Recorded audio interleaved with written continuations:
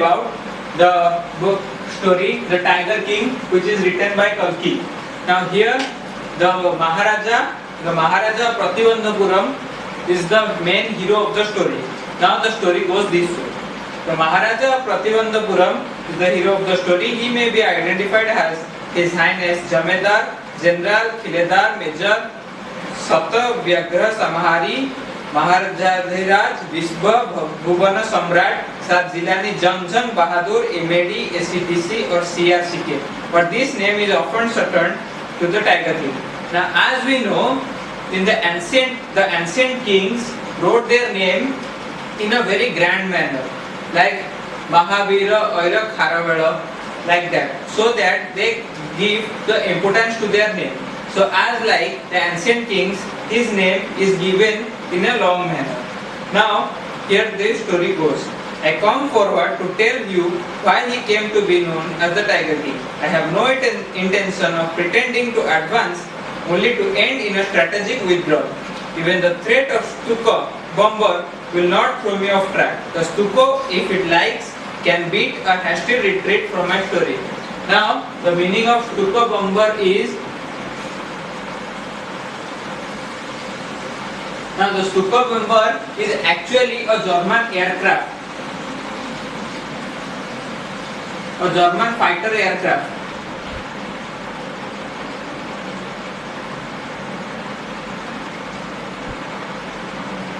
This German fighter aircraft was used in World War II. It is highly recommended for bombing purposes. Now the writer uses the word Stuka bomber so as to bring some excitement among the readers.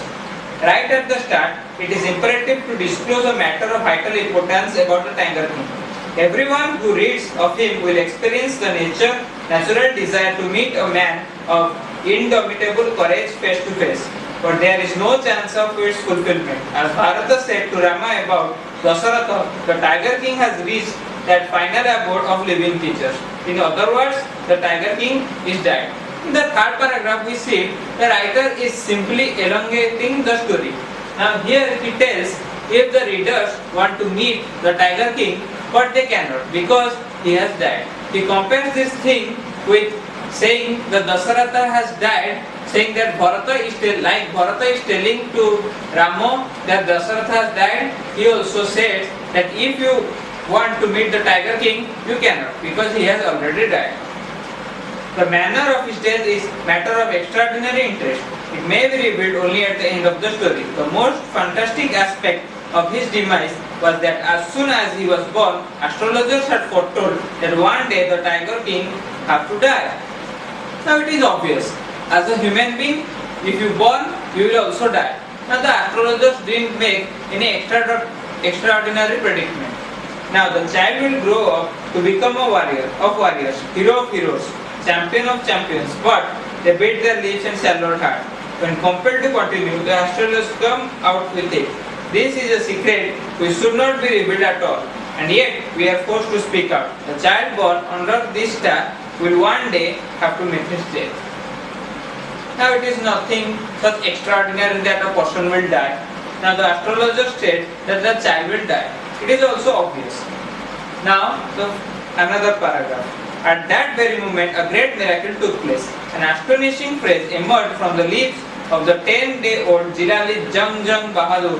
O wise prophets, everyone stood transfixed to stupefaction. They looked wildly at each other and blinked. Now, the stupefaction means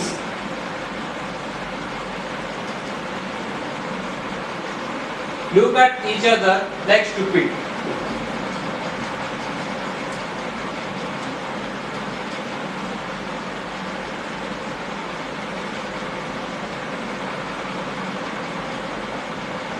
Now the prophets did not understand who spoke these words.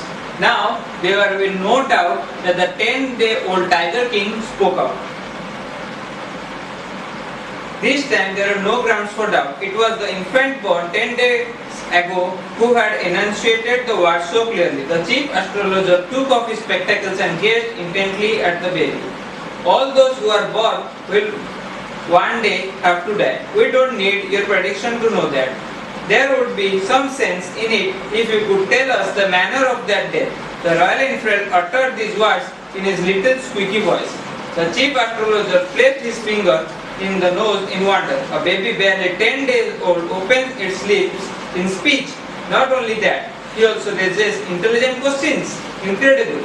Rather like the bulletins issued by the War Office than facts. The chief astrologer took his finger off his nose and fixed his eyes upon the little prince. The prince was born in the hour of the bull. The bull and the tiger are enemies. Therefore, death comes from the tiger, he explained. Now, when the 10-day-old Tiger King asked, you did not make a outstanding prediction that I will die one day. Everybody who is born has to die. Now, the child asked if they could tell the time of death and how he will die. Now, the astrologer said, the chief astrologer was very astonished. A 10-day-old boy not only speaks but also raises intelligent questions. Now he said, the Tiger King, as he was born in the hour of the bull, he may meet his death with the tiger, from the tiger. Now the child says in the terrifying words, let tigers beware. This account is only a rumor life in Pratibandhapura, but with hindsight we may conclude it was based on some truth. Now the child said, who was very confident and very rage, let tiger beware. Now he was coming up as the death of tiger.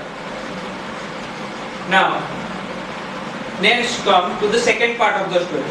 Now the crown prince Jamjang Bahadur grew taller and stronger day by day. No other miracle marked his childhood days apart from the event already described. The boy drank the milk of an English cow, was brought up by an English nanny, tutored in English by an Englishman, was nothing but English films, exactly as the crown princess all the other Indian states did. When he came out of age at 20, the state which had been the coat of words until then came into his hands. Now, as we know, India was run by the Britishers, and as like other crown prince, he drank English milk, milk of an English cow, and was tutored by an Englishman, was brought up by an English nanny, and only watched English films. It was not extraordinary at that time. Now he grew taller and stronger day by day, as like any Maharajas, and at the age of 20, the kingship came under his hands. But everyone in the kingdom remembered the astrologer's prediction. Many continued to discuss the matter. Slowly it came to the Maharaja's ear. There were innumerable forests in Pratibandhapuram state. They had tigers in them. The Maharaja knew the old saying, you may kill even a cow in self-defense. There could certainly be no objection to killing of tiger in self-defense. The Maharaja started on a tiger hunt. When the Tiger King actually became the king at the age of 20, now rumors spread about his death. People started discussing about his death will come in the form of a tiger. Now there is an old saying that the king remembered that you can also kill a cow in your self-defense. So why not kill a tiger? So there was many forests in the state of Pratibandhapura, and it had tigers in them. So after being a king, he started out for the hunting of tigers. Then the next paragraph. The Maharaja was thrilled beyond measure when he killed his first tiger. He sent for the state astrologer and showed him the dead beast. What do you say now? He demanded. Your Majesty may kill 99 cows in exactly the same manner, what the astrologer brought. But what? Speak without fear. You must be careful with the 100th cow. What if the 100th tiger was also killed? Then I will tear up all my books, set fire to them, and I shall cut off my top, crop my hair short, and become an insurance agent. The astrologer finished on an incoherent note. Now, when the Tiger King killed his first tiger, he was thrilled beyond measure. He called upon the chief astrologer who had said that he would be killed by a tiger. And he said, I have a killed tiger now. So what do you say now? He said that you may kill 99 tigers in the same way, but you have to beware of the 100th tiger. Now the king asked, what if I kill the 100th tiger? He then said, if you kill the 100th tiger, I will give up my profession as an astrologer and become an insurance agent. Now, from that day onwards, it was a celebration time for all the tigers inhabiting in Pratibandhapuram. Now, the writer is simply making fun of the tigers. It was not a celebration time because the king was set out to kill all the tigers. It was simply the death time for all tigers. The state banned tiger hunting by anyone except the Maharaja. A proclamation was issued to the effect that if anyone dared to fling so much as a stone at a tiger, all his wealth and property will be confiscated. Now the state, which was under the Maharaja, proclaimed and issued a notice that no one can kill a tiger. If they even throw a stone at a tiger, their property will be confiscated. It means their property will become the property of the state. All their money will be taken by the state. Now, the Maharaja vowed he would attend to all other matters only after killing the 100 tigers. Initially, the king seemed well set to realize his ambition. Not that he faced no danger. There were times when the bullet missed its mark. The tiger leapt upon him and he fought the beast with his bare hands. Each time it was the Maharaja who won. At another time, he was in danger of losing his throat. A high-ranking British officer visited Pratibandhapuram. He was very fond of hunting tigers and fonder of being photographed with the tigers he had shot. As usual, he wished to hunt tigers in Pratibandhapuram. But the Maharaja was firm in his resolve. He refused permission. I can organize any other hunt. You may go on boar hunt. You may conduct a mouse hunt. We are ready for a mosquito hunt. But a tiger hunt, it's impossible. Now, the king disagreed that the British officer could not kill tigers. Now, in the second paragraph, the British officer secretary sent to the Maharaja through the Diwan that the Durai himself did not have to kill the tiger. The Maharaja could do the actual killing. What was important to the Durai was a photograph of himself holding the gun. Now, we see that when the Maharaja denied that the British officer could not kill a tiger, he sent a message to the Maharaja through his Diwan that he will not do the actual killing. The killing will be done by the Maharaja and he will simply hold a gun and pose a photo with it. But again, the Tiger King denied the proposal. Now, as he prevented a high-level British officer not to shoot a tiger, he was in a position to lose his throat. Now, because he prevented the fulfilling his desire, he stood in danger of losing his throat. Obviously, as Britishers were more powerful than him, he was obviously in a position to lose his throat. Now, the Maharaja and the Diwan had deliberation over the issue. As a result, a telegram was dispatched forthwith to a famous British company of jewelers in Kolkata. Sent samples of expensive diamond rings of different designs. Some 50 rings arrived. The Maharaja sent the whole lot to the British officer's good lady. The king and the minister expected the Duraisani to choose one or two rings and send the rest back. In no time at all, the Duraisani sent a reply, "Thank you very much for your gifts." In 2 days, a bill of 3 lakh rupees came from the British jewelers. The Maharaja was happy that though he had lost 3 lakhs, he managed to retain the kingdom. Now, the Maharaja and the Diwan had deliberate conversations what they will do. So, they made up a plan. They sent a telegram to a British company to send the best samples of rings they have. Some 50 rings arrived.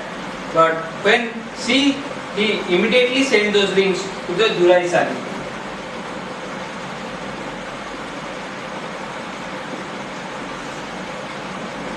Duraisani is here the British officer's wife. So the British officer is known as Durai and the Duraisani is his wife. Now, but he expected that she would choose either one or two rings and send the rest back. But instead, she sent a letter that thank you for all your gifts. She kept all the 50 rings. Now, a bill of 3 lakh rupees came to the Maharaja. He was happy that he was not losing his throne at almost as he lost 3 lakhs rupees. Now, the Maharaja's tiger hunt continues to be highly successful. Within 10 years, he was able to kill 70 tigers. And then, an unforeseen hurdle brought his mission to standstill. The tiger population became extinct in the forest of Pratibandhapuram. Who knows whether the tiger practiced birth control or committed harakiri, or simply ran away from the state because they desired to be shot by British hands alone?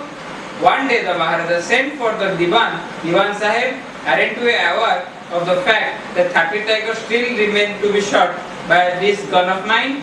He asked, brandishing his gun. Now, when the Maharaja's hunt continues, in the first 10 years, he was able to kill 70 tigers. Now, unexpected hurdle arises. In the 10 years, all the tigers of the Pratibandhapuram has become extinct due to the Maharaja's hunting. But the writer here makes fun of it, saying that the tigers are either practicing birth control or a harakiri. But there is no evidence in that.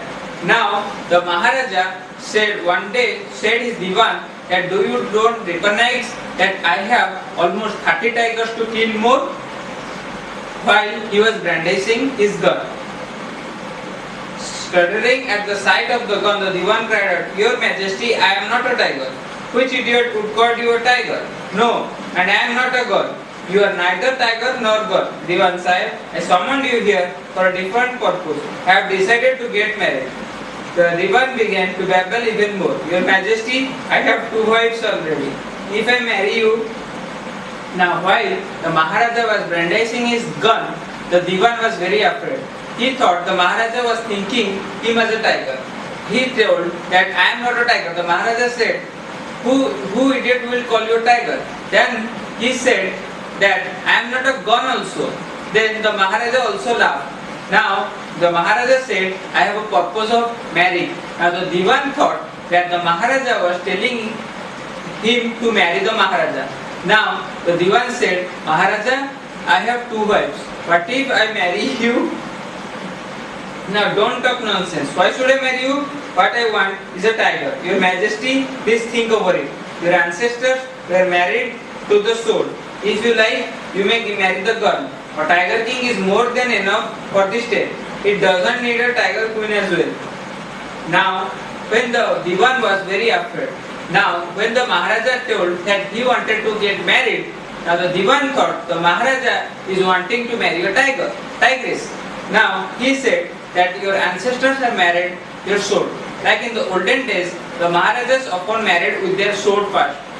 Now he said that you can marry a sword or a gun, but as a tiger king is very fulfilled to the state doesn't need a tiger queen. Now the Maharaja burst into laughter. I am not thinking of marrying either a tiger or a girl, but a girl from the ranks of human beings. First, you may draw up statistics of tiger population in the different native states. Next, you may investigate if there is a girl I can marry in the royal family or a state with large tiger population. The Diwan followed his orders. He found the right girl from the state which possessed a large number of tigers. Maharaja Jang Bahadur killed 5 or 6 tigers each time he visited father-in-law. In this manner, 99 tiger skins adored the world of reception hall in the Pratibandhapuram palace. Now, the Diwan was able to draw statistics which state has the highest tiger population and has a girl in the royal family to marry the tiger king. Now, they found a girl with a royal family having highest tiger population. Now the Maharaja, whenever he visited the royal family, he killed 5 or 6 tigers there. Now in this way, he killed 99 of the tigers whose skin were adorned in the wall of his palace. Now in this way, 99 they were killed of 99 tigers were adored to death by the Maharaja. Now the Maharaja's anxiety reached a fever pitch when there remained just one tiger to achieve his tally of 100. He had this one thought during the day and the same dream at night. By this time, the tiger farms had run dry even in the father-in-law's kingdom. It became impossible to locate tiger anywhere. Yet, only one was more one needed. If he could kill just that one single beast, the Maharaja would have no fears left. He could give up tiger hunting altogether. But he had to be extremely careful with the last tiger. What had the last head just said? Even after killing 99 tigers, the Maharaja should beware of the 100. But true enough, the tiger was a savage beast after all. One had to be wary of it. But where was the 100 tiger to be found? It seemed easier to find tiger's milk than a live tiger.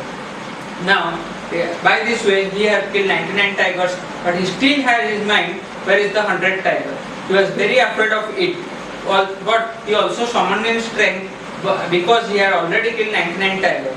Now, the astrologer, chief astrologer, who was dead by now, he remembered him. He told him to be aware of the 100 tiger. After all, who will not be aware of the 100 tiger? The tiger, after all, is a savage beast. It can kill anyone. It can also kill an elephant if it could. Now, the Maharaja, but the 100 tiger could not be located. Even the tigers from his father-in-law kingdom has been dried out. Now, the Maharaja was sunk in gloom, but soon came the happy news which dispelled that gloom. In his own state, sheep began to disappear frequently from a hillside village. It was first ascertained that this was not the work of a Kedar Mian Sahib or Veerasamy Naikar, both famed for ability to shallow holes sheep. Surely a tiger was at work. The villagers ran to inform the Maharaja. The Maharaja announced 3-year exemption from all taxes in the village and set out to the hunt at once. The tiger was not easily found. It seemed as if it had wantonly hid himself in order to flout the Maharaja's will. The Maharaja was equally determined. He refused to leave the forest until the tiger was found. As the days passed, the Maharaja's fury and obstinacy mounted alarmingly. Many officers lost their job. Now, a village near the hillside sheep started disappearing from the village. Now, the villagers once of all at once said the Maharaja it was a work of a tiger, because it is not like today Veerasamy Naikar who are famous for eating the whole sheep. It could be the work of a tiger. Now when Maharaja got this news, he did 3-year redemption from the taxes of the village. Now here for 3 years taxes will not be counted from this village. But as Maharaja reached the village, the tiger was not easily located, as if the tiger hid himself. Now the Maharaja, as days passed and the tigers could not be located, Maharaja was very angry. Many officers lost their job. He was in full fury and could not think what he could do. Where is the 100 tiger? Now one day, when his rage was in height, the Maharaja called the Diwan and ordered him to double the land tax forthwith. The people will become discontented. Then our state will too fall in the prey of Indian National Congress. In that case, you may resign from your post, said the Maharaja. The Diwan went home convinced that if the Maharaja did not find the tiger soon, the results would be catastrophic. He felt life returning to him only when he saw the tiger which he had bought from the People's Park in Madras and kept hidden in his house. Now, when the Maharaja was in full race, one day he called up a Diwan and he told to double the taxes.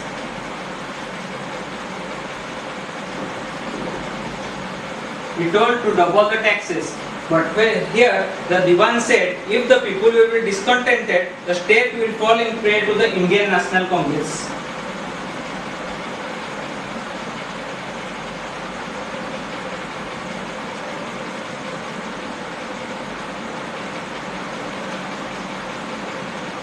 Here the Maharaja said, if you could not do anything, then you may also resign. Now the Diwan thought, in this race, the state will be collapsed. Now, when he went home, his breath came in when he saw the tiger, which he had bought from the People's Park in Madras. It was old now. At the midnight, when all the town was sleeping, the Diwan and his wife dragged the old tiger from their house. He dragged the old tiger and put it in the passenger seat. He was thoroughly exhausted by the tiger because he was thinking as if the tiger was in Hartal and he will not get into the car. Now, after reaching in the forest, the tiger also sat in like Satyagraha, that he will not come out of the car. The Diwan was now a bit more confused and angry. He even now then dragged the tiger out of the car and held him out of the forest.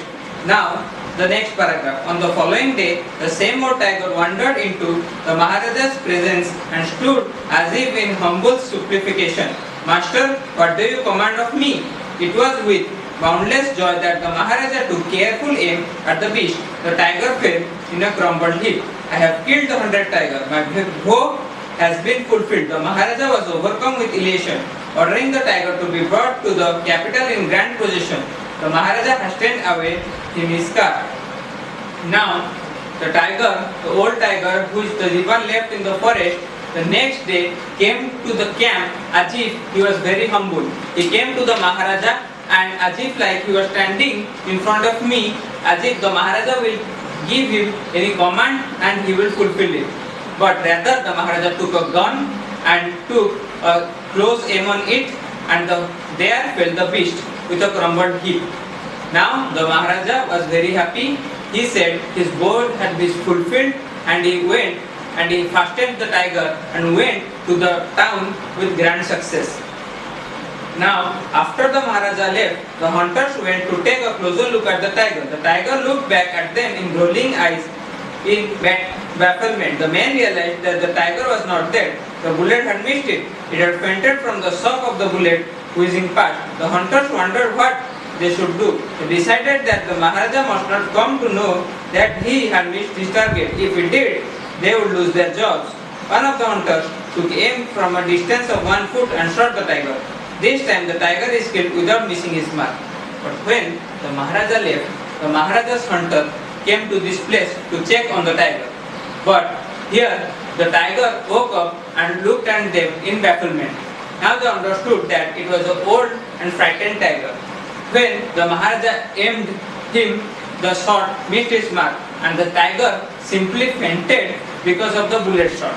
Now we understand the effect on the tiger. Now the hunters did not tell to this effect on to the Maharaja, because they thought that if they told the Maharaja, they would all lose their jobs.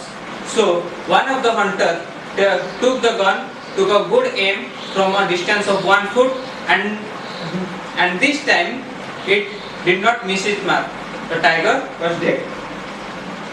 Now, then, as commanded by the king, the dead tiger was taken in procession to the town and buried. A tomb was erected over it. A few days later, the Maharaja's son's third birthday was celebrated. Until then, the Maharaja had given his entire mind over to tiger hunting. He had no time to spare for the crown prince. But now, the king turned his attention to the child. He wished to give him some special attention gift on his birthday. He went to the shopping center in Pratibandhapuram and searched every shop, but he could not find any suitable. Finally, he spotted a wooden tiger in a toy shop and decided it was the perfect gift. Now, after the last tiger was killed, which the Maharaja thought that he killed himself, now the Maharaja went to the palace. He thought that as the last tiger is killed, his vow is completed. Now, it is the time to give importance to his family. Now, as he went home, it was his son's third birthday.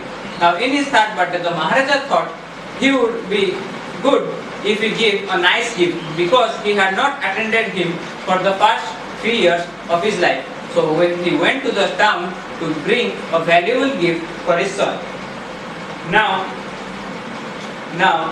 there he spotted a wooden tiger. He could not find anything suitable for his son. Now he spotted a wooden tiger. Now he thought that wooden tiger is the most suitable purpose gift for his son. Now the agate tiger cost only 2 annas and a quarter. But the shopkeeper knew that if he quoted such a low price to the Maharaja, he would be punished under the rules of emergency. So he said, "Your Maharaja, this is an extremely rare example of craftsmanship. A bargain at 300 rupees. Very good. Let this be your offering to the crown prince on his birthday, said the king and took it away from him. On that day, the Maharaja and son played with the tiny little wooden tiger. It had been crafted by an unskilled carpenter. Its surface was rough. Tiny slivers of wood stood up like quills all over it. One of the slivers crushed the Maharaja's right hand. He pulled it out and with his left hand and continued to play with the prince. Now, the wooden tiger's cost was only 2 annas. But if the shopkeeper knew that if he told such a low price to the Maharaja, then the Maharaja would punish him under the rules of emergency. So he told the Maharaja that the cost of the tiger was 300 rupees. Now the Maharaja said, "It's very good," and he bought the tiger with him. In the evening, he played with the wooden tiger with his son. Now, the wooden tiger was made by an unskilled carpenter. Now, it had tiny slivers which are actually like horns. Now, one of the slivers went into the right hand of the Maharaja. Now, the Maharaja pulled it out with his left hand and continued to play with his son. On the next day, the infection flared in the Maharaja's right hand. In 4 days, it developed into a suffocating sore which spread all over the earth. 3 famous surgeons were brought in from Maharaja. After holding a consultation, they decided to operate. The operation took place. The surgeons who performed it came out of the theatre and announced the operation was successful. The Maharaja is dead. In this manner, the 100 tiger took its final revenge upon the Tiger King.